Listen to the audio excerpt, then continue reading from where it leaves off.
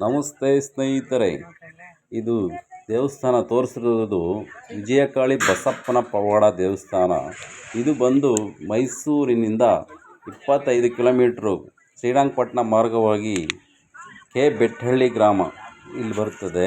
Kerpete road main ರೋಡಿಗೆ ಇದೆ sir. ಈ ಕಡೆ ಹೋದರೆ ಕೇರ್ಪೇಟೆಗೆ ಹೋಗ್ತದೆ, ಈ ಕಡೆಗೆ ಬಂದರೆ ಮೈಸೂರಿಗೆ ಬರುತ್ತೆ. ಮೈಸೂರಿಗೆ ಇಲ್ಲಿಂದ 25 ಕಿಲೋಮೀಟ್ರ್, ಶ್ರೀರಂಗಪಟ್ಟಣಕ್ಕೆ 5 ಕಿಲೋಮೀಟ್ರ್. ಇದೇ ದೇವಸ್ಥಾನ ನೋಡಿ ಸರ್, ವಿಜಯಕಾಳಿ ದೇವಸ್ಥಾನ. ಇದು ತುಂಬ ಹಳೆಯ ದೇವಸ್ಥಾನ. ಇದನ್ನು ಈಗ ಜೀರ್ಣೋದ್ಧಾರ ಮಾಡ್ತವ್ರೆ, ಹೊಸ್ದಾಗಿ ಕಟ್ತಿರೋದು.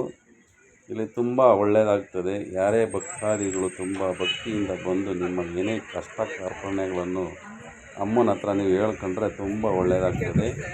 ಇಲ್ಲಿ ಪರಿಹಾರ ಆಗ್ತದೆ. ನಿಮ್ಮಲ್ಲಿ ಯಾವುದಾದ್ರೂ ಚರ್ಮ ರೋಗ ಇರಲಿ, ಯಾವುದೇ ಸಮಸ್ಯೆಗಳಿರಲಿ, ಇಲ್ಲಿ ಬಂದು ಬಗೆಹರಿಸ್ಕೋಬೋದು. ಏನಪ್ಪ ಅಂದರೆ ಯಾವ್ದು ಮುಖಾಂತರ ಅಂದರೆ, ಇಲ್ಲಿ ಮೊದಲಿಗೆ ತಾಯಿಗೆ ಅಭಿಷೇಕ ಮಾಡುತ್ತಾರೆ. ಆ ಅಭಿಷೇಕದಿಂದ ಆ ಅಭಿಷೇಕ ನೀರನ್ನು ಮೈಗೆ ಹಾಕ್ತಾರೆ, ಅಷ್ಟು ನೀರು ಮುಖಾಂತರ.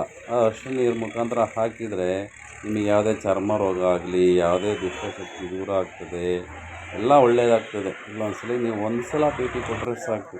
ಇದೇ ಅಷ್ಟು ನೀರು ಹಾಕ್ತಿರೋದು ನೋಡಿ, ತಾಯಿ ಅಭಿಷೇಕದ ನೀರು ಹಾಕೋದು. ನೀವು ಒಂದು ಭೇಟಿ ಕೊಟ್ಟರೆ ನಿಮಗೆ ಗೊತ್ತಾಗ್ತದೆ ಯಾವ್ಯಾವ ಥರ ಏನು ಉಪಯೋಗ ಆಗುತ್ತದೆ ಅಂತ.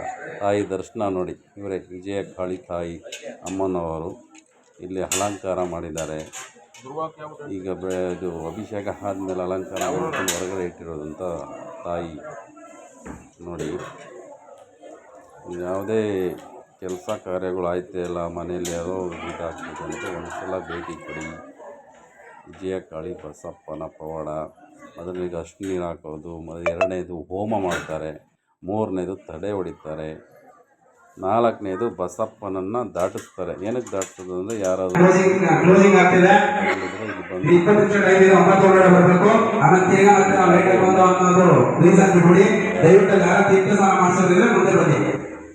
ಇನ್ನೊಂದ್ಸಲ ಭೇಟಿ ಕೊಡಿ ಸರ್. ವಿಜಯಕಾಳಿ ಬಸಪ್ಪನ ಪವಾಡ ಅಂತ ದೇವಸ್ಥಾನ. ಮೈಸೂರಿನಿಂದ 25 ಕಿಲೋಮೀಟ್ರ್ ದೂರದಲ್ಲಿರುವಂಥ ದೇವಸ್ಥಾನ. ಕೇರ್ಪೇಟೆ ಮಾರ್ಗವಾಗಿ ಹೋದರೆ ಅಲ್ಲಿ ಸಿಗ್ತದೆ.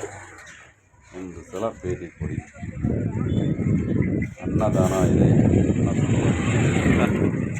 ಅನ್ನದಾನ ಮಾಡುವುದು, ನೀವೇನಾದರೂ ಹೇಳ್ಕೊಂಡ್ರೆ ಇಲ್ಲಿ ಬಂದ್ಕೊಂಡು ಒಳ್ಳೇದು ಮಾಡ್ಕೋಬೋದು ನೋಡಿ ಸರ್.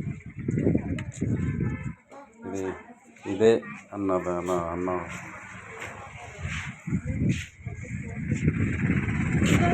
ಹೋಮಕುಂಡ, ಹೋಮ ಮಾಡುವಂಥ ಜಾಗ. ಹೋಮ ನಡೀತದೆ ಪ್ರತಿ ಅಮಾವಾಸ್ಯೆ ಹುಣ್ಣಿಮೆಗೆ ಒಂದು ಸತಿ ಬಂದು ಭೇಟಿ ಕೊಡಿ. 3 ಅಮಾವಾಸ್ಯೆ ಇಲ್ಲ 3 ಹುಣ್ಣಿಮೆಗೆ ಬರಬೇಕು. ಅಂದರೆ ನಿಮಗೆ ಯಾವುದೇ ಕೆಲಸ ಕಾರ್ಯಗಳಿದ್ರೂ ನೆರವೇರುತ್ತದೆ. ಒಂದು ಭೇಟಿ ಕೊಡಿ. ರಾಜೇಶ್ ಗುರೂಜಿಗಳು ಇಲ್ಲಿನ ಧರ್ಮಾಧಿಕಾರಿಗಳು.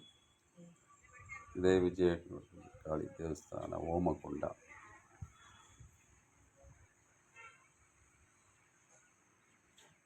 Okay sir, thank you.